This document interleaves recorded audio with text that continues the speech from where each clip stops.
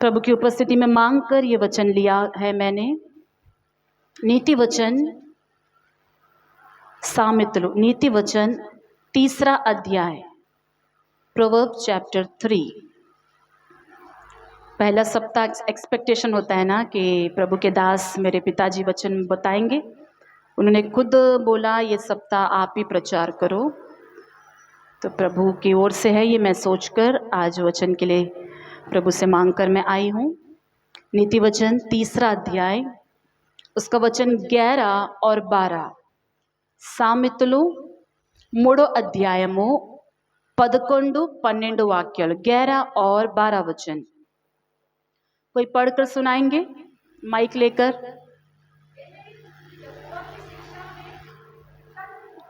हे मेरे पुत्र, यहोवा की शिक्षा से मुंह ना मोड़ना,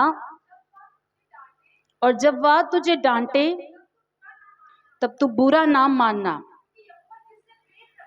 क्योंकि यहोवा जिससे प्रेम रखता है उसको डांटता है, जैसे कि बाप उस बेटे को जिसे वह अधिक चाहता है। आमीन। वचन पढ़ के घबराना मत कि आज आपको डांट मिलेगा। आमीन। घबराना मत, सॉफ्ट वचन ही मिलेगा। प्रभु प्रेम से ही डांटेगा। हालेलुया। तो परमेश्वर ने ये वचन को मेरे हृदय में डाला है। इसी का और गहराई से एक सॉलिड वचन इब्रानियों की पत्रिका में लिखा है। मेरे साथ नए नियम के इब्रानियों की पत्रिका, इब्रुल राసిన पत्रिका 12 అధ్యాయంలోకి వద్దాం, 12 अध्याय में आएंगे। इब्रानियों की पत्रिका 12 अध्याय में आएंगे, 12 अध्यायों, उसका वचन 5 से लेकर 11 तक मैं पढ़ रही हूँ, सुनिएगा। और तुम उस उपदेश को जो तुमको पुत्रों के समान दिया जाता है भूल गए हो। हे मेरे पुत्र, प्रभु की ताड़ना को हल्की बात ना जान, और जब वह तुझे घुड़के या करक्ट करे तो साहस ना छोड़, क्योंकि प्रभु जिससे प्रेम करता है उसकी ताड़ना भी करता है, और जिसे पुत्र बना लेता है उसको कोड़े भी लगाता है। तुम दुख को ताड़ना समझकर, यानी डिसिप्लिन समझकर सह लो। परमेश्वर तुम्हें पुत्र जानकर या बेटी जानकर तुम्हारे साथ बर्ताव करता है। वह कौन सा पुत्र है या बेटी है जिसकी ताड़ना पिता नहीं करता? यदि वह ताड़ना जिसके भागी सब होते हैं तुम्हारी नहीं हुई तो तुम पुत्र नहीं पर व्यभिचार की संतान ठहरे। फिर जबकि हमारे शारीरिक पिता भी हमारी ताड़ना यानी हमें डांटते हैं या डिसिप्लिन किया करते थे और हमने उनका आदर किया, तो क्या आत्माओं के पिता के और भी अधीन ना रहे जिससे हम जीवित रहे? वे तो यानी पृथ्वी के पिता अपनी अपनी समझ के अनुसार थोड़े दिनों के लिए ताड़ना करते हैं। सर्टन एज तक ही माता पिता हमें डांटते हैं, पर वह तो यानी स्वर्गीय पिता तो हमारे लाभ के लिए करता है कि हम भी उसकी पवित्रता के भागी हो जाए। वर्तमान में यानी प्रेजेंट डे में हर प्रकार की ताड़ना आनंद की नहीं पर शोक ही की बात दिखाई पड़ती है, तो भी जो उसको सहते सहते पक्के हो गए हैं बाद में उन्हें चैन के साथ धर्म का प्रतिफल मिलता है। आमीन। परमेश्वर की ताड़ना, डिसिप्लिन, जब परमेश्वर हमें डिसिप्लिन करने लगता है तो बाइबल बताती है कि उसमें आनंद नहीं मिलता। आमीन। डिसिप्लिन में आनंद नहीं मिलता, हमें क्या होता है? शोक होता है, दुख होता है। प्रभु का डिसिप्लिन में दुख होता है। इवन पेरेंट्स बच्चों को डिसिप्लिन करे तो बच्चों को खुशी नहीं होता है। वो डिसिप्लिन हमें क्या होता है? दुख होता है। उस डिसिप्लिन से हमें पेन होता है, लेकिन वो पेन को सह सह के जो पक्के हो जाते हैं बाद में उनका लाइफ ब्लेसिंग हो जाता है। तो परमेश्वर एक पिता की तरह हमसे बोलता है कि मैं भी जब डिसिप्लिन करता हूँ वर्तमान में, प्रेजेंट में, वो डिसिप्लिन अभी वो डिसिप्लिन जो है पेन जैसा लगेगा। और परमेश्वर का डिसिप्लिन में हमें दुख होता है, लेकिन उसको सहना चाहिए। जब हम सह के पक्के हो जाएंगे, बाद में हमें चैन भी मिलेगा, धर्म के साथ प्रतिफल मिलेगा। हालेलुया। तो डिसिप्लिन जो है, इट्स नॉट अ कर्स। हमेशा याद रखना, करेक्शन इज नॉट अ कर्स। सुधार जो है शाप नहीं है। और परमेश्वर का डिसिप्लिन जो है वो विनाश के लिए बिल्कुल नहीं है। कोई भी पिता अपने बच्चों को नाश करने के लिए वो डिसिप्लिन नहीं करेगा। अगर वो बदमाशी करे, बचपन में ज़्यादा डिसिप्लिन होता है ना, जिसको बचपन में अच्छा डिसिप्लिन मिला, ऐसे बच्चे जवान उम्र में आते ही और उनको डांटने की ज़रूरत नहीं पड़ती है। तो डिसिप्लिन जब हम करते हैं तो बच्चे रोते हैं। छोटे रहेंगे तो गाल में एक चाटा मारते, हाँ, माँ लोग चुटकी काटेंगे, एक तिल्ली से एक पिटाई करेंगे। वो डिसिप्लिन पसंद नहीं आएगा। कुछ रूल्स रखेंगे, हमें अच्छा नहीं लगेगा। उस एज में किसी को पसंद नहीं आएगा, और उस वक्त जो है लगेगा क्यों हमारे साथ ऐसा कर रहे हैं।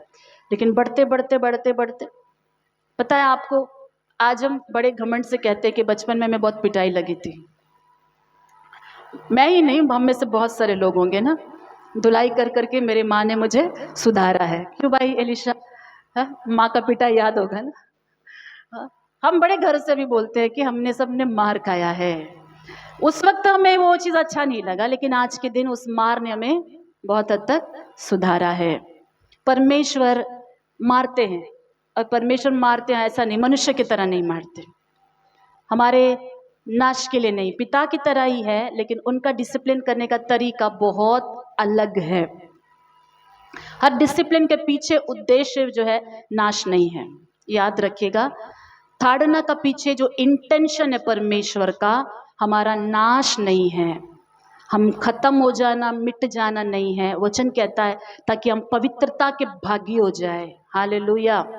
आपको पता, परमेश्वर मेरे लाइफ में बहुत ज़्यादा डिसिप्लिन किया। सबको अनुभव होगा, मेरा पर्सनल लाइफ में प्रभु ने मुझे बहुत ज़्यादा डिसिप्लिन किया, ताड़ना दिया, डांटा। एक बार प्रैक्टिकल भी मेरे साथ इतना ज़्यादा हुआ। अलग अलग तरीका होता है प्रभु का हमें सुधारने का। मैंने पिछले बार एक फास्टिंग प्रेयर में बताया था, जो आए थे उनको पता होगा। परमेश्वर, एक रात जो है मैं प्रार्थना करके सोई थी, इतने में प्रभु का एक दास का जो है मुझे मैसेज आया था। तो मैंने उनको रिप्लाई किया और मैंने बात किया, और प्रार्थना करने के बाद थोड़ी देर बात करने के बाद मैं लेट गई। ये कुछ समय पहले की बात है। तो उन दिनों में पवित्र आत्मा परमेश्वर मुझे अपनी उपस्थिति में चलाता, मुझसे बात किया करते थे। वो मुझे उनका ऑडिबल वॉइस सुनाई देने का वो सीजन था। तो जैसे मैं सोई, जोर से एक आवाज आए, ए करके। मैं एकदम से, अभी तक नींद में गई नहीं, एक चिल्लाने का आवाज़, और मेरे रोम खड़ा हो गए। मैंने अगल बगल देखा कि किसने चिल्लाया, और अजीब सा डर मेरे अंदर आ गया। तो मैं सोची ये कौन है। फिर दोबारा मैं सोई, फिर दूसरी बार वो आवाज़ आया, और मैं सच में डर गई। मैं उठ के बैठ गई, मैं रोने लगी, प्रभु ऐसा तो मुझे मत डांटो। प्यार से डांट सकते थे, मैं सुन लेती, ऐसा मत डांटो। हालेलुया। मेरी ज़िंदगी का वो फर्स्ट एक्सपीरियंस है जब प्रभु ने आवाज़ से मुझे डांटा, और मैं रोई थी, मुझे दर्द हुआ, क्योंकि प्रभु हमेशा मुझसे सॉफ्ट बात करते हैं। पहली बार उन्हें ज़बरदस्त डांटा। उस वक्त मुझे समझ नहीं आया कि क्यों। कुछ बातों को हम समझ नहीं पाते हैं, लेकिन बाद में परमेश्वर बताता है कि कहाँ बुराई छुपी हुई है। आमीन। तो परमेश्वर का अलग अलग डिसिप्लिन का तरीका होता है। प्रभु मुझे डिसिप्लिन करना है तो और कैसे करते हैं मैं बताती हूँ प्रैक्टिकली। मैं कुछ बातों से, मेरा हार्ट बहुत सेंसिटिव है। कुछ लोग बहुत स्ट्रांग दिखते हैं, हाँ चर्च में केवल मैं स्ट्रांग हूँ जब मैं प्रचार करती हूँ। आमीन। उसके बाद मेरा हार्ट काफ़ी सेंसिटिव, आप में से भी बहुत लोग सेंसिटिव होंगे। तो अगर मैं कुछ सुन ली जिससे मैं हर्ट हो गई, किसी ने मेरे बारे में कुछ बोल दिया, मेरे कानों तक आ गया, मैं उल्टा उनको कभी कुछ नहीं बोलती, कभी कुछ नहीं बोलती। मेरे इतिहास में नहीं है कि मैंने, जिन्होंने मेरे बारे में कुछ बोला हो उल्टा सीधा, मैं उनको फ़ोन करके पूछना, मेरी आदत नहीं है। कभी कभी मैं इस बात को किसी से शेयर भी नहीं करती, लेकिन मैं जाती हूँ कमरे में, कमरा बंद करती हूँ और मैं फुट फुट के रोती हूँ। जितना देर रोती हूँ, फिर रो रो के थक जाती हूँ, सो जाती हूँ, फिर उठती हूँ, फिर रोती हूँ, फिर सो जाती हूँ, फिर उठती हूँ, रोती हूँ, वचन पढ़ती हूँ, रोती हूँ। मैं जब तक परमेश्वर से मुझे शांति नहीं मिलती, रोती हूँ। जिसने बोला उसको क्षमा करती हूँ, जिससे बोला उनको क्षमा करती हूँ। और ये सिलसिला जब तक परमेश्वर मुझे शांति ना दे मेरे जीवन में होता है। और वो सीजन जब होता है, आपको पता है, असल में टूट जाना चाहिए, लेकिन जो मैं प्रभु की उपस्थिति में टूटी हूँ, ये चीज मुझे क्या करती है पता है? शुद्धिकरण करती है। मैं बोलती हूँ कि हाँ प्रभु, शायद इसलिए मैं ये बातों को सुनी कि मुझे और समर्पित होना है, और प्रभु मुझे आप सुधारो और अभिषेक दो और इस्तेमाल करो और पवित्र करो और तोड़ो। ये प्रार्थना मैं करती हूँ, ये मेरा पर्सनल अनुभव है। आमेन। तो परमेश्वर का ताड़ना कैसे आएगा? डायरेक्ट परमेश्वर की ओर से आ सकता है, किसी मनुष्य के द्वारा आ सकता है। तो ताड़ना को हल्की बात नहीं लेना। और जब ऐसी कुछ बात आपके जीवन में हो जाती है कि किसी के द्वारा आप हर्ट हो जाते हैं, याद रखिएगा वो मोमेंट को परमेश्वर के पास उनके करीब जाने के लिए यूज करना, बल्कि दुश्मनी बनाने के लिए यूज मत करना, कड़वाहट रखने के लिए यूज मत करना, रिवेंज लेने के लिए यूज मत करना, हमारी भलाई के लिए। आमेन। ये दैविक तरीका है चलने का। मुश्किल होगा ना, लेकिन यही जीवन ही हमें परमेश्वर के करीब रखेगी। हालेलुया। इट्स गुड, ये अच्छी बात है, ये अच्छी बात है। तो परमेश्वर के वचन में हमने ये देखा कि परमेश्वर के जो डांट को हल्की नहीं लेना। बाइबल में परमेश्वर ने जो है बहुत लोगों को डांटा है। काफी लोगों का माइंड सेट ये होता है कि हम चर्च, मतलब हम चर्च जाते हैं तो सिर्फ जो और सिर्फ एक पीस वाला वचन हमारे लिए आए, वहां जाकर हम शांति से एक अच्छी बात को सुने, एक ब्लेसिंग लेकर हम चली जाए। गॉड, परमेश्वर, हमारा परमेश्वर हमें शांति के वचन भी देता है, आशीषित वचन भी देता है, सुधार का वचन भी देता है, करेक्शन का वचन, वो सब तरीके से हमें पालता है। एक बड़े प्रभु के दास ने बोला, church is like a garage या वर्कशॉप। चर्च जो है एक गराज की तरह है, वर्कशॉप की तरह है, जहां पर सिर्फ रिपेयर हुई गाड़ियां ही आती है। समझ में आया? चर्च क्या है? रिपेयर हुई गाड़ियां, खराब हो गई वाली गाड़ी। जिनके पास गाड़ी, आप अच्छे से जानते हैं कि आप गाड़ी कब गराज में देते हैं। ऑयलिंग कराना पड़ता है, या कहीं चपटा हो गया है, एक्सीडेंट हो गया है, जंग लग गया है, सर्विसिंग करना है, क्लीन करना है, पूरा शुद्ध करना है, अंदर बाहर सब, नया तेल डालना है। ये सब जब होता है, इसी के लिए गराज में गाड़ी जाता है। मान लेते हैं कि गाड़ी का आत्मा होता, मुंह होता, वो बात कर सकता, ठीक है। थोड़े देर के लिए हम ये सोच लेते हैं कि गाड़ी, वंडर कार देखी है बचपन में फिल्म, वैसा गाड़ी का मुंह होता, आपके बाइक का मुंह होता, कार का मुंह होता, तो वो गराज वाले को क्या बोलता? जब गराज वाला एक हथौड़ा लेके उसका जो चपटा हो गया जगह को मारता रहता, तो वो क्या बोलेगा? धीरे मारो, क्या लग रहा है? दर्द हो रहा है तुम्हें, ये काम धाम नहीं है, मुझे पीटते रहते हो।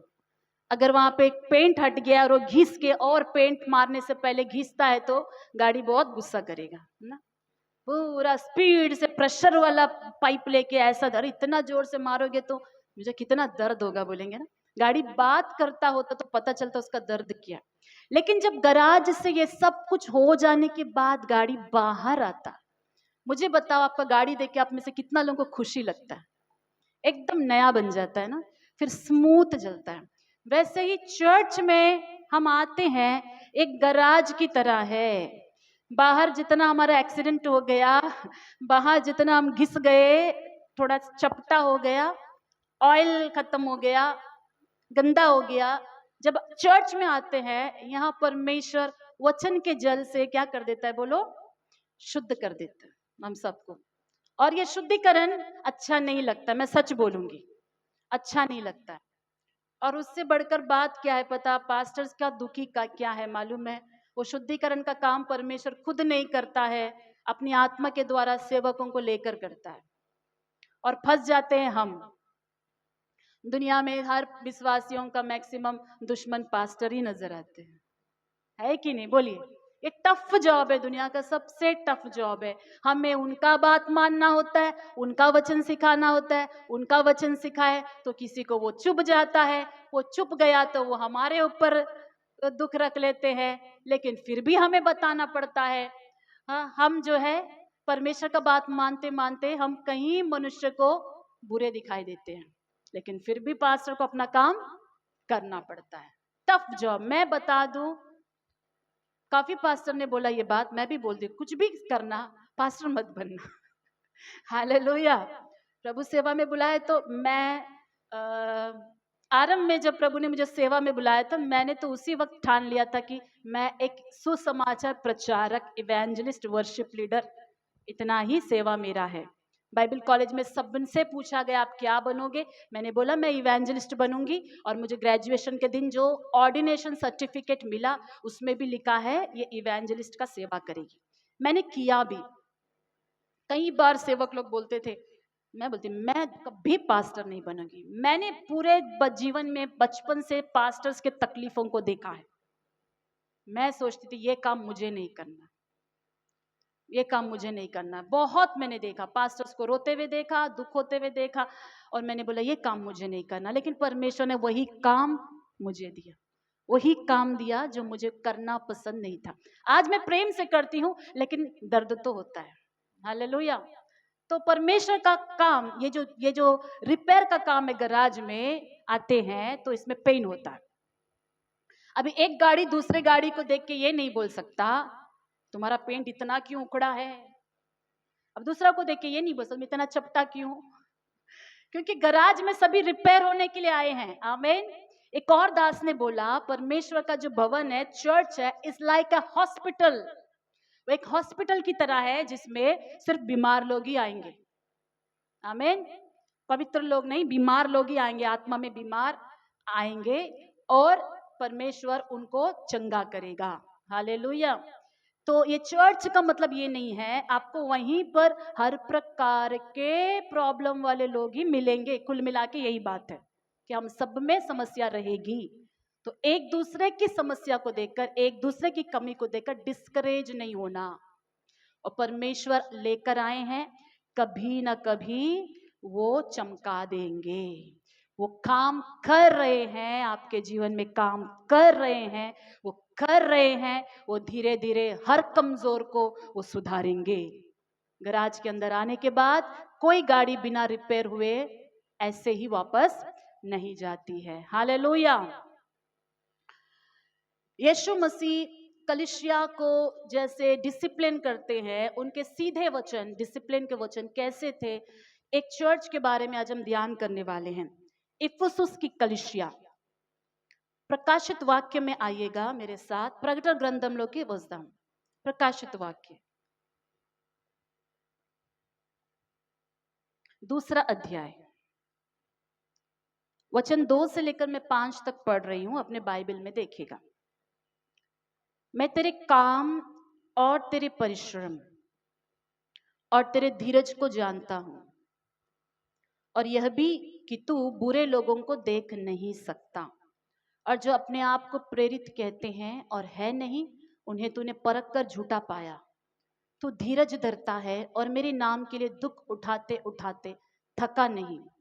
पर मुझे तेरे विरुद्ध यह कहना है कि तूने अपना पहला सा प्रेम छोड़ दिया है। इसलिए स्मरण कर कि तू कहां से गिरा है, और मन फिरा, पहले के समान काम कर।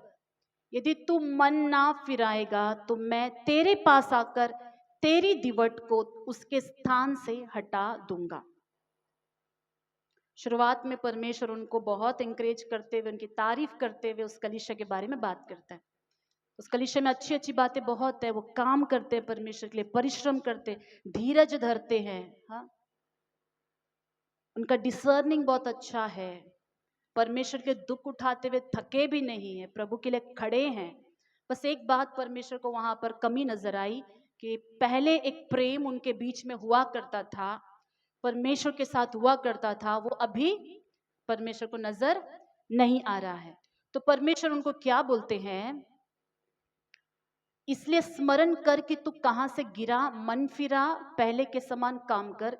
यदि तू मन ना फिराएगा, मैं तेरे पास आकर तेरी दिवट को तेरे स्थान से हटा दूंगा। ये दिवट का मतलब क्या है? इससे पहले के वचनों को, अध्यायों को हम देखें, 7 दिवटों के बीच में परमेश्वर का मनुष्य के रूप के समान मनुष्य का पुत्र चलता फिरता हुआ दर्शन यूहन्ना देखा, 7 लैम्प स्टैंड। और उसी के नीचे वचन में थोड़े नीचे लिखा है कि ये 7 दिवट का जो स्तंभ है उसका मतलब है 7 चर्च। हालेलुया। तो परमेश्वर यीशु मसीह कहता है कि तुम्हारे अंदर अगर प्रेम पहले जैसा नहीं आएगा तो तुम्हारा जो चर्च है, तुम्हारे प्लेस से उस चर्च को, उस जगह से मैं हटा दूंगा। डरने की बात है ना, सुन के डर लग रहा है। हालेलुया। वो चर्च वहां नहीं रहेगा, वो चर्च को मैं हटा दूंगा। जिस चर्च में प्रेम ही नहीं है, आपस में लड़ रहे हैं, झगड़ रहे हैं, बैर कर रहे हैं, वो चर्च ज्यादा दिन तक टिकने वाला नहीं है, उसका फ्यूचर नहीं है। परमेश्वर डायरेक्ट बोल रहे हैं, मैं खुद हटा दूंगा। इतना डरावना है ना। इस वचन को सुनने से क्या लगता है कि परमेश्वर इस कलीसिया को श्राप दे रहे हैं या आशीष दे रहे हैं? मुझे बताइए अपनी भाषा, थोड़ा स्पिरिचुअल मत जाओ, ऊपर से बोलिए। सुन के कैसा लग रहा है? मैं अगर ये नाम एफेसस हटा के अबर्डीन रिवाइवल मिनिस्ट्री रख के पढ़ के देखो, मेरा तो कलेजा मुंह में आ जाएगा। अबर्डीन रिवाइवल मिनिस्ट्रीज, सुधर जाओ, ज्यादा दिन तक नहीं तो तुम्हारा मिनिस्ट्री रहेगा नहीं, खत्म हो जाएगा। सब प्रभु बोला तो मुझे, आप डरो मत, डरा नहीं रही हूं। कैसा लगेगा बोलिएगा? बहुत डर लगेगा और सच में ये सुनने में श्राप लगेगा। पर प्रभु का वचन मैंने अभी पढ़ा कि उनका ताड़ना, उनका डिसिप्लिन नाश करने के लिए नहीं है। आमेन। नाश करने, इसे लेने के ऊपर है कि सुनने वाले ने कैसे लिया। अब प्रभु ने डायरेक्ट बात नहीं की। अब दुख की बात यह है कि परमेश्वर जो दर्शन दिया वो डायरेक्ट आके नहीं बोला। अगर डायरेक्ट उतर के आकर प्रभु कुछ भी बोल दे, मैं जानती हूँ दुनिया का कितना भी बड़ा व्यक्ति हो, वो गुंडा हो, मवाली हो, कुछ भी हो, वो ओबे हो जाएगा, कोई भी सरेंडर हो जाएगा डायरेक्ट उतर। लेकिन प्रभु ने यूहन्ना को बोला, बता दो। अभी यूहन्ना जी ये बूढ़े पास्टर जाकर क्या करना है, जा नहीं सकते हैं। वो एज में लेटर लिख के भेजा है, लेटर आया है, व्हाट्सएप मैसेज आया है, ईमेल आया है, अभी तो ऐसे ही आएगा। लेटर आया, अभी लेटर खोल के पढ़ रहे हैं चर्च वाले। पास्टर ने बहुत दिन के बाद जेल में पतमुस में दर्शन देखा था, वो छूट गए, आके उन्होंने एक लेटर लिखा हमारे चर्च के लिए। अच्छा, लेटर आया, लेटर आया पास्टर छूटने के लिए जेल से। ये सारे एफेसस के बिलीवर्स ने प्रेयर किया था, पास्टर उनके प्रेयर से जेल से छूट गया। अब पास्टर उनको क्या लिखा है बोलिए? लेटर लिखा है। आफ्टर बहुत दिन के बाद एक लेटर आया पास्टर से। लेटर में क्या है? पहले तो तारीफ था, फिर लेटर खत्म होते होते क्या था? तुम्हारा पहला प्यार गायब हो गया, तुम गिर गए, मन फिराओ, नहीं तो ये चर्च नहीं रहेगा। अब बोलिए, विश्वासी अगर शारीरिक रहे तो सारा गुस्सा किसके ऊपर उतारेंगे? पास्टर यूहन्ना के ऊपर, अपोस्टल यूहन्ना के ऊपर। अब मैंने थोड़ा इतिहास को देखा कि एफेसस की चर्च कितने साल तक बनी हुई थी। जानना चाहिए ना, प्रभु ने तो बोल दिया ये रहेगा नहीं, मन नहीं फिराएंगे तो। एफेसस की कलीसिया, अद्भुत बात है, 1900 इयर्स पृथ्वी में बनी हुई थी। हालेलुया। ये चर्च 1900 साल तक टिकी हुई थी। लगभग 1923 एडी 1923 तक एफेसस की कलीसिया एफेसस में थी। इसका अर्थ क्या है? इन्होंने इन वचन को सुन के क्या किया बोलिए? मन को फिराया, मन को फिराया। हालेलुया। परमेश्वर इसीलिए डांटता है कि मन फिराने से पीढ़ी दर पीढ़ी, पीढ़ी दर पीढ़ी ब्लेसिंग क्या हो जाएगी? बढ़ते जाएगी। परमेश्वर का क्रोध क्षण भर का होता है, उनका जो कृपा होता है हजारों पीढ़ी तक होता है, ये भूलना मत। ग्रेस क्या है? उनका अनुग्रह 1000 पीढ़ी तक, पीढ़ी दर पीढ़ी तक रहता है। परमेश्वर महान है। आमेन। एफेसस की कलीसिया की कमी क्या थी? उन्होंने प्रेम छोड़ दिया था। क्या पहली बार है कि एफेसस की कलीसिया को ऐसा वचन मिला? नहीं। एफेसस की कलीसिया को पाउलुस जो है नेतृत्व करते हैं। हम बुक ऑफ एफेसियंस में सीधा आएंगे, डायरेक्ट एफेसियों की पत्रिका में आएंगे, उन्हीं के लिए लिखा गया और पूरा पत्रिका उधर आ जाएंगे, एफेसियों में आ जाएंगे।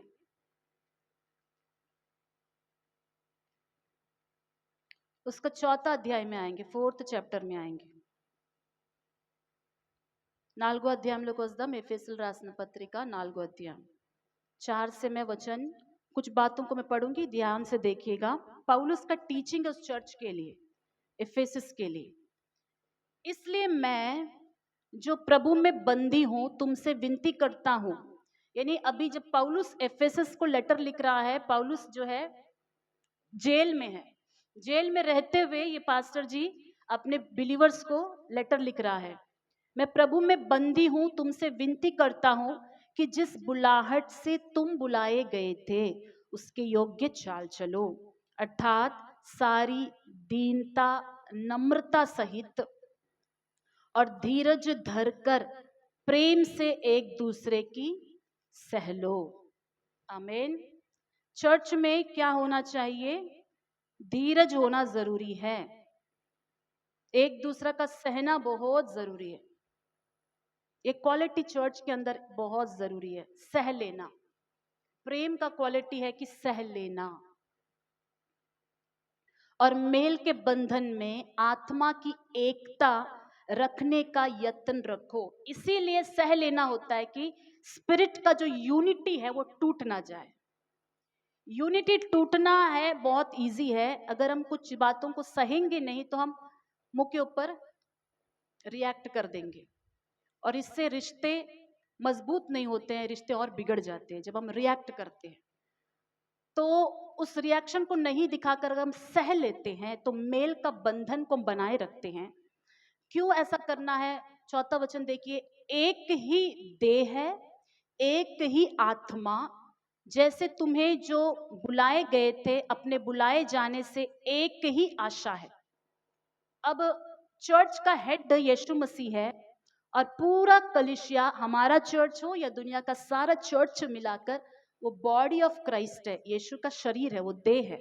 तो एक ही देह है, एक आत्मा है, होली स्पिरिट वन है। जैसे जो बुलाए गए थे अपने बुलाए जाने से एक ही आशा, हम सब एक ही आशा के लिए बुलाए गए, उनके राज्य में जाने के लिए। एक ही प्रभु है, एक ही विश्वास है, एक ही बपतिस्मा है, सबका एक ही परमेश्वर है, एक ही पिता है जो सबके ऊपर और सबके मध्य में और सब में है। अब हम आते हैं 11वां वचन, 11th उसी अध्याय में 11वां वचन में देखेंगे कि पौलुस जी क्या बोल रहे हैं।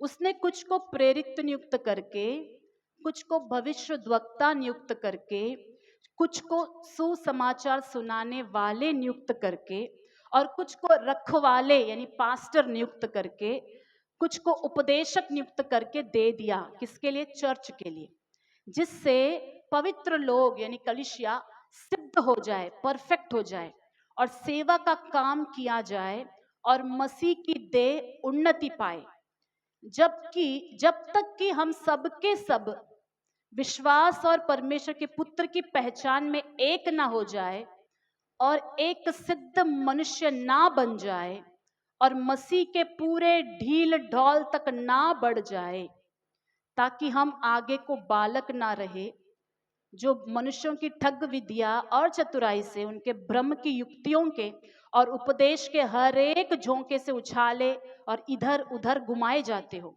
वरन, यहां से ध्यान से सुनिएगा, वरन प्रेम में सच्चाई से चलते हुए सब बातों में जो उसमें जो सिर है अर्थात मसीह में बढ़ते जाए, जिससे सारी देह हर एक जोड़ की सहायता से, सारा बॉडी हर एक जोड़ की सहायता से एक साथ मिलकर, एक साथ घटकर उस प्रभाव के अनुसार जो हर एक अंग के ठीक ठीक कार्य करने के द्वारा उसमें होता है, अपने आप को बढ़ाती है, वह प्रेम में उन्नति करती जाए। कुछ बातें ऊपर से चला गया होगा ना, थोड़ा सरल से बताती हूं। जो यहां पर लिखा है कि सारी देह हर एक जोड़ की सहायता से, अभी हम सब बॉडी पार्ट्स है और मैं भी कुरिन्थियों का वचन भी पढ़ाऊंगी, आप समझ जाओगे। हम सबके सब मसीह हेड है, हम सब उनके शरीर के अंग हैं। एक एक अंग एक एक से जुड़ा हुआ है, तब जाके एक बॉडी बनता है कि नहीं। हमारा शोल्डर हमारे बॉडी से जुड़ा है, पाँव जुड़ा है, नाक कान सब जुड़ा हुआ है, एक एक से जुड़ा हुआ है। एक एक के जुड़े हुए सहायता से एक बॉडी बना। चर्च के अंदर हर एक जन एक एक से जुड़ा हुआ है। वो जुड़ा रहने से एक एक का सहायता से, ध्यान से सुनिएगा, एक एक का मदद और सहायता से हम मसीह में उन्नति कर सकते हैं। अगर एक एक अंग अपने अपने काम को, बाइबल बताती है, ठीक से करता रहे तो हम मसीह के ढील डौल तक उनके प्रेम में बढ़ते जाएंगे। तो चर्च का जो उन्नति है वो हर एक के व्यक्तिगत मनुष्य के कंट्रीब्यूशन, यानी उनका जीवन परमेश्वर के लिए, वो कलीसिया के लिए कैसा जी रहे हैं, उसके उन्नति का वो भी एक पार्ट है। समझ में आ रहा है? उन्नति होना है चर्च तो हर एक मेंबर का योगदान जरूरी है। मैं आपको एक आसान तरीका समझाने के लिए बताती हूं, देखिएगा। एक लिंक बनाते हैं, मान लेते हैं कि 10 लोगों ने हाथ पकड़ा हुआ है, तूफान आ रहा है, 10 लोगों ने हाथ पकड़ा हुआ है। 10 लोगों के हाथ को पकड़ने की वजह से कितना भी हवा तूफान आए, ये लोग हिल तो रहे हैं, लेकिन ये क्या नहीं हो रहे हैं, बोलिए, टूट नहीं रहे। हिल रहे हैं, गिर रहे हैं, टूट नहीं रहे हैं, क्योंकि हाथ को पकड़े हुए हैं।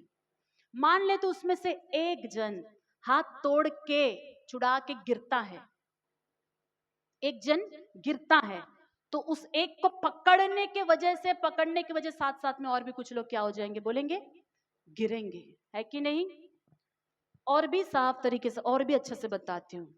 एक पास्टर का जो बुलाहट है वो क्यों इतना टफ है, मैं बताती हूँ। परमेश्वर ने एक को चुन के उनको कुछ लोगों को सौंप देता है ना, भेड़ को चराओ, उनको खिलाओ पिलाओ। तो भेड़ सुरक्षित कब तक रहती है, जब तक चरवाहा अच्छे से उनका रखवाली करता है कि नहीं। पूरा प्रोटेक्शन देना है, फूड भी खिलाना है, साथ में बाकी सारे अटैक से बचाना है, बीमारी हो तो उनका ट्रीटमेंट करना है, सब कुछ देखना, साफ भी करना है, क्लीन करना है, जगह नहलाना है, जब ऊन काटना है ऊन कतराना है, सारा काम अच्छा से चरवाहा करेगा तो झुंड क्या रहेगा, स्वस्थ रहेगा, सुरक्षित रहेगा। तो अगर चोर आता है, कोई मान लीजिए किसी को झुंड को चुराना है, तो वो चोर का जो समुदाय है, सबसे पहले किसको अटैक करने से झुंड मिलेगा, चरवाहा को, है कि नहीं। कॉमन सेंस के बाद चरवाहा को मारे तो पूरा झुंड मिल जाएगा। यीशु मसीह ने एक उपमान बताते, अपने बारे में बताते हुए कहा, एक प्रोफेसी यीशु के बारे में लिखा गई थी, मैं चरवाहे को मारूंगा और भेड़े तितर बितर हो जाएगी। जब यीशु मसीह को सूली पर मारा गया, वो 12 छेले जो थे सब के सब बिखर गए थे।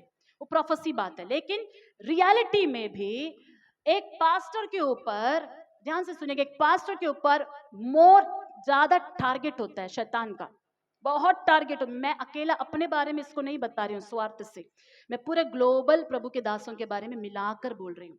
एक सेवक के ऊपर बहुत टारगेट होता है, जैसे मैंने बताया फैमिली में पिता के ऊपर टारगेट होता है, चर्च में सेवक के ऊपर टारगेट होता है शैतान का।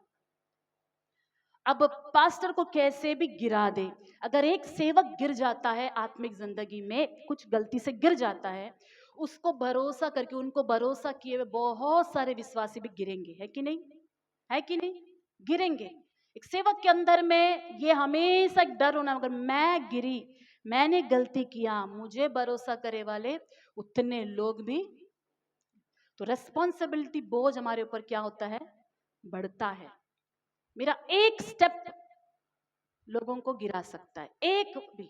बहुत संभल कर जीना पड़ता है, अगर बहुत संभल कर जिए तो भी पत्थर तो लगेंगे ही है। वो कैसे, मैं बताती हूँ।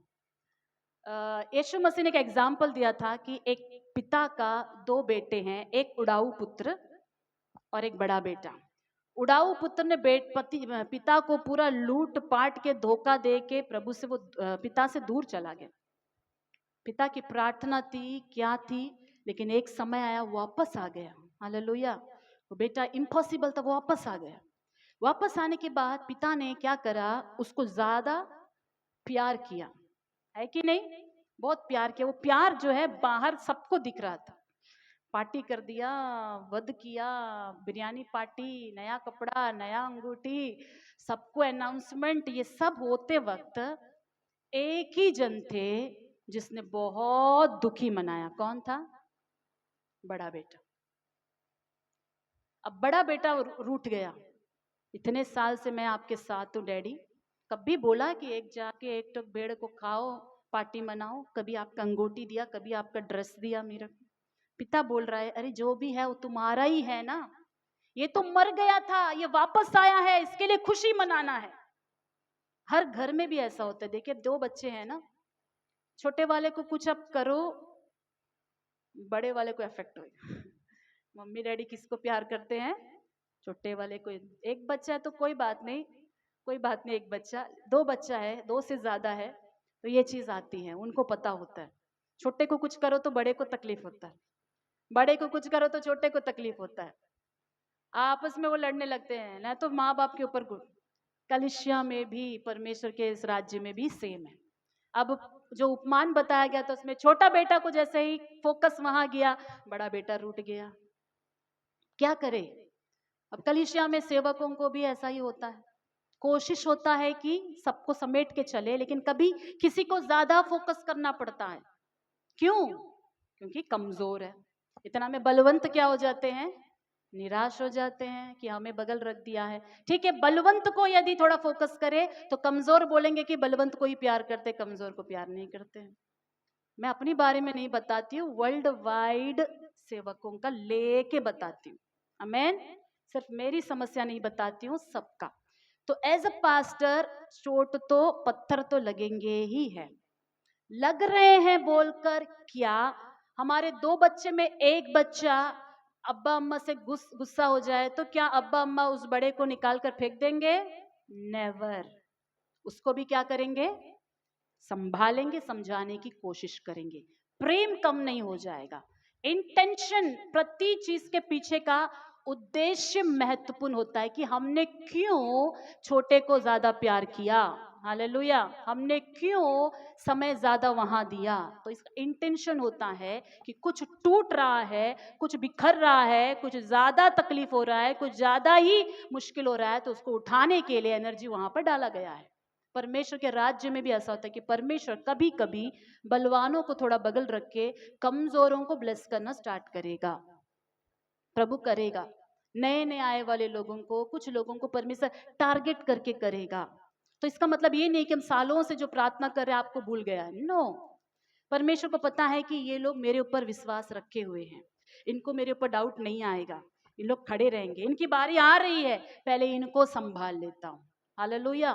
तो अभी इफिसुस की कलीसिया के बारे में मैं ये बोल रही हूँ, हर एक का रोल कलीसिया में क्या है बोलेंगे?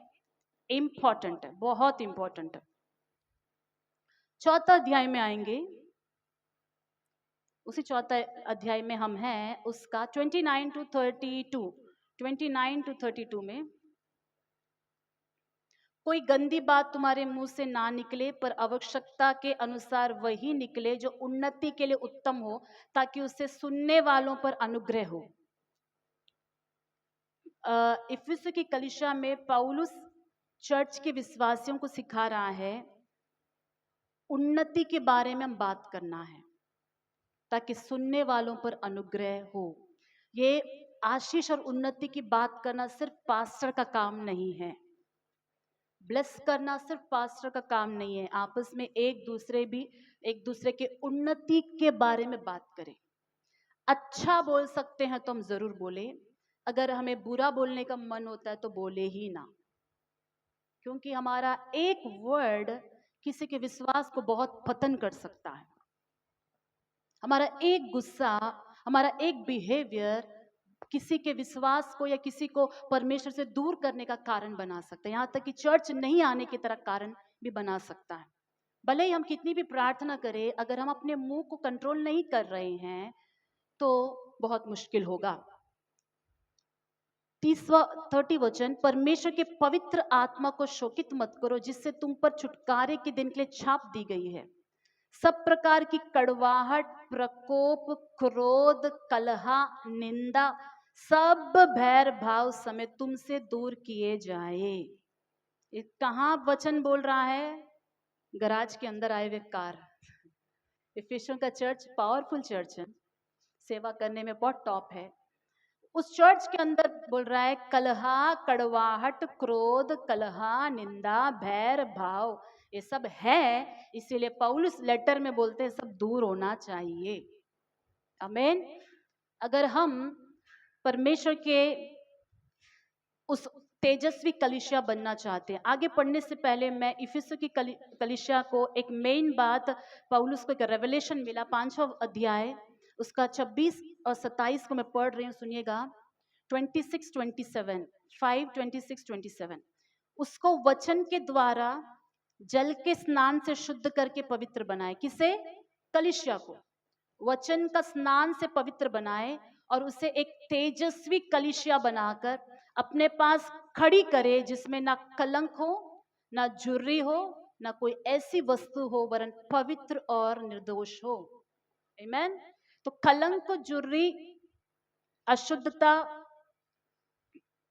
भैर भाव, ये हर चर्च के अंदर होती है। रियलिटी बता रही हूँ, चर्च में होती है। ऐसा नहीं है कि चर्च में आने वाले सबके सब 100 के 100% हम पवित्र बन गए हैं। पवित्रता की ओर हम बढ़ रहे हैं कलीसिया। पवित्रता में हम परफेक्ट नहीं बन गए, लेकिन उसकी ओर हम एक एक स्टेप बढ़ रहे हैं। और ये बढ़ते समय, ये जर्नी में कई बार ऐसा होगा कि कोई एक बलिहीन गिरेगा, कोई एक कमजोर गलती करेगा, कोई एक ढीठ का काम करेगा, कोई एक भैर करेगा, कोई एक विरोध करेगा, कोई एक जो है कुछ ना कुछ कुड़कुड़ाएगा, कोई अभिमान करेगा, कोई कुछ ना कुछ, रिपेयर होगा ही होगा चर्च के अंदर।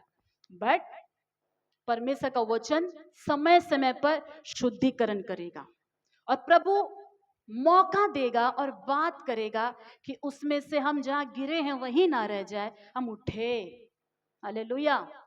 सभी के सब कहीं ना कहीं चूक जाते हैं, कहीं ना कहीं फिसलते हैं, क्योंकि ये दुनिया में हर एक जन परखे जाते हैं, टेस्ट किए जाते हैं।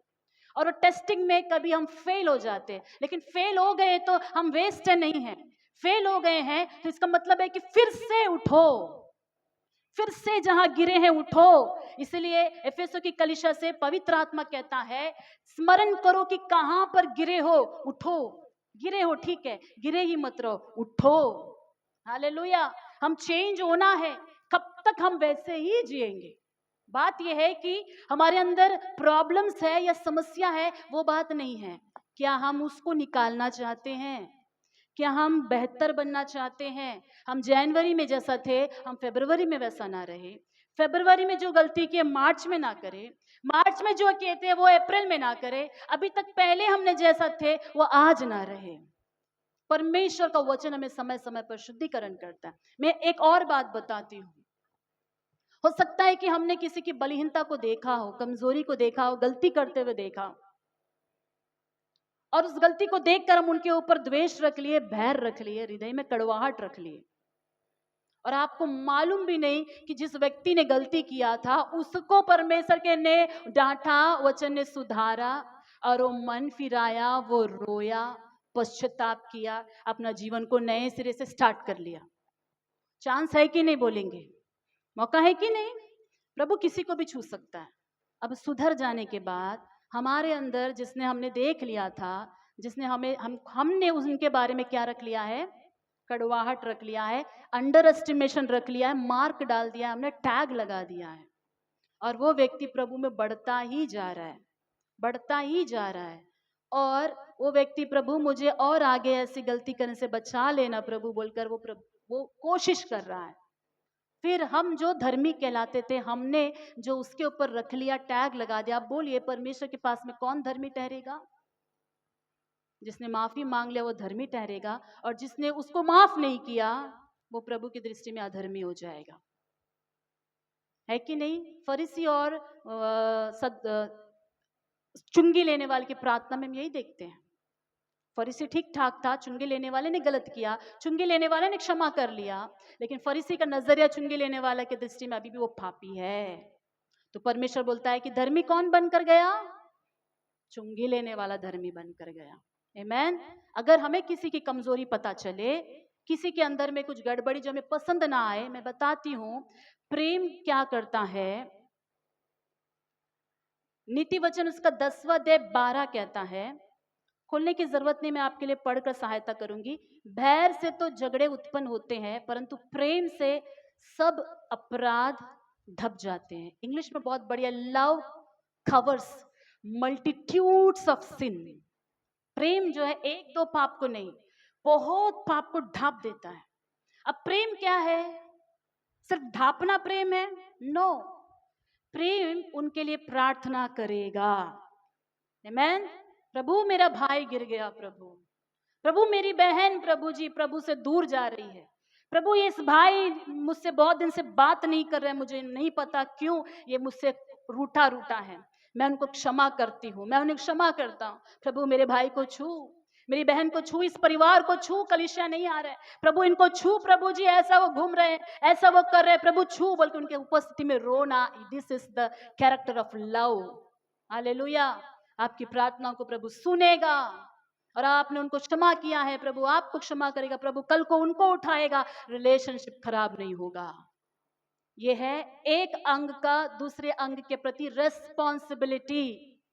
आमेन। अगर हम ये करें भी ना, अगर हम दूसरा उल्टा दूसरा को बताते हैं, आपको पता सो एंड सो ने क्या किया, आपको पता उसने क्या किया, अगर हम ये काम करने लगे, हम उसको स्प्रेड करने लगे, मैं बताती हूं प्रेम ठंडा पड़ जाएगा, शैतान को मौका मिलेगा। वैसे ही बहुत लोग बाहर इंतजार कर रहे हैं कि देखे कि कब तक ये कलीसिया टिकेगा। विरोधी रहेंगे ना, वेट करेंगे, देखेंगे कब तक चलता है। क्या हम उनको मौका दें? हमारी नाश के लिए वेट करने वाले लोग भी रहेंगे दुनिया में, सभी उन्नति नहीं चाहेंगे। तो अगर हम आपस में एक दूसरे के लिए सपोर्ट ना बने, एक दूसरे को ना समझे, एक दूसरे के लिए प्रार्थना ना करे, जब कमजोर हो जाता है तो उसको तुच्छ ना समझे, वेस्ट है, वेस्ट ना बोले, नहीं। अगर मैं वैसा सोचूं, पूरी कलीसिया के बारे में सेवकों को पता होता है, अगर हम वैसा सोचे, हम डिस्करेज होकर हम कैसे प्रभु का काम कर पाएंगे? सभी को चश्मा में देखेंगे, सब में कमी दिखाई देगा ना। आप भी एक चश्मा लेके मेरा को देख, मुझ में कमी दिखाई दे रहेगा। परफेक्ट कोई नहीं, गोली मारो, चर्च जाना बंद करो, सब अशुद्ध। अरे गराज में आए हैं, भूलना मत, यहाँ पे रिपेयर हो रहा है, टाइम लगेगा, प्रार्थनाएं हो रही है, परमेश्वर की आत्मा काम कर रही है। किसी को पहले लग जाता है, जिस बदलावट आ जाता है, किसी में समय लगता है, फिर बाहर जाते हैं, फिर कहीं कीचड़ में गाड़ी जाके आती है, फिर मैला हो जाता है, फिर गराज में शुद्धिकरण की जरूरत है। आमीन। कब तक? उनके पास तेजस्वी कलीसिया बनाकर खड़ा करने तक जुर्री, दाग, दब्बा, वचन का जल का स्नान से खराते जाना है। आमीन। हालेलुया। प्रभु हम सबको चुना है एक दूसरे की आशीष के लिए, सिर्फ सेवकों को नहीं, हर एक को एक दूसरे की आशीष और उन्नति के लिए चुना है। मैं बता दूं, अगर आप अकेले प्रभु में बढ़ रहे हैं, आपकी उन्नति से एंकरेज होकर आपको मालूम ही नहीं होगा, आपकी उन्नति, आपका आत्मिकता दूसरों को प्रभाव डालकर एंकरेज करेगी। अगर आप गिरेंगे तो आपके साथ और 4 लोग गिरेंगे, ये डरना चाहिए। मैं गिरी तो मेरे साथ आप लोग में से बहुत लोग गिरेंगे, वो मुझे डरना चाहिए, मुझे डर होना चाहिए, सेवकों को डर होना चाहिए। प्रभु मेरा एक गलत स्टेप, प्रभु हाल ही में एक पास्टर ने मुझे अच्छा प्रपोजल लाके दिया था, डराऊंगी नहीं आपको, अच्छा फास्टिंग करने वाला, पूरा दिन भर खाना खाए बिना रात को एक टाइम खा के, रिवाइवल प्रीचर, शादी नहीं हुई उनकी, बढ़िया। उन्होंने बोला, एक सेवक मीडिएटर ने, आप कोई बराबर मैच करेगा। मैंने बोला कुछ भी हो जाओ, मैं अपना चर्च को छोड़ के, अंडमान छोड़ के नहीं आऊंगी बाबा। उसमें क्या है, 2 जगह जाके ट्रैवल करके उड़ के आ सकते हैं। मैंने बोला आप उड़ो, मुझे नहीं उड़ना है। आमीन। हालेलुया। परीक्षाएं आएगी, ये परीक्षा नहीं थी, लेकिन मैंने अपने समर्पण को याद किया। प्रभु जिस दिन, पहला दिन मैंने बोला था, चाहे कुछ भी हो जाए छोड़ के नहीं जाऊंगी। आमीन। कुछ भी हो जाओ छोड़ के, मेरा हर एक स्टेप प्रभु मैं संभल कर लूंगी। मेरा, अगर मैं गलत करूं, मुझे भरोसा करे वाले उतने लोगों का लाइफ स्पॉइल होगा। इसलिए हर पास्टर को प्रेयर सपोर्ट ज्यादा चाहिए। आप मानते हो? प्रेयर सपोर्ट ज्यादा आप चाहते हैं कि मैं या हमारे पिताजी प्रभु के दास आपके लिए एक बेस्ट पास्टर बने, बेस्ट सेवा करे। कुछ मत करना, हाथ जोड़कर बोल रही हूं, हमारे लिए प्रार्थना में याद करना, दुआ करना। मैं और हमारा परिवार ये चाह रहे, हमारी कलीसिया के विश्वासी बेस्ट विश्वासी बने, बेस्ट परिवार वाले बने, हमारा कलीसिया परमेश्वर की दृष्टि में तेजस्वी कलीसिया बने। हम जितना हो सके परमेश्वर के सामने प्रार्थना कर रहे हैं और ये अनुग्रह मांग रहे हैं कि परमेश्वर में और विजडम दे, और रेवलेशन दे, और अनुग्रह दे कि कलीसिया कैसे चलाना है। आप हमें सिखाओ, आप हमें सिखाओ। हमसे भी चूक होती है, सीख रहे हैं हम भी। बचपन से तो दूध पीते समय से पास्टर नहीं थे हम, सीख रहे हैं हम भी, प्रभु से मांग मांग के सीख रहे हैं। आपकी प्रार्थना सहायता, परमेश्वर की आत्मा, ये दोनों जब मिलेगी, मैं ये बता रही हूं, कलीसिया जब एक होगी, हर एक जोड़ पकड़ हो जाएगी, एक एक के साथ गट कर ये उन्नति करेगी। आमेन। उन्नति के लिए हर हाथ जरूरी है, हर प्रार्थना जरूरी है, हर एक का लाइफ, हर एक फैमिली जरूरी है, इंपॉर्टेंट है। प्रभु के वचनों में देखेंगे आगे 32, चौथा अध्याय 32। एक दूसरे पर कृपालु और करुणामय हो, जैसे परमेश्वर ने मसीह में तुम्हारे अपराध क्षमा किए, वैसे तुम भी एक दूसरे के अपराध क्षमा करो। प्रिय बालकों के समान, 5वां अध्याय, परमेश्वर का अनुकरण करो।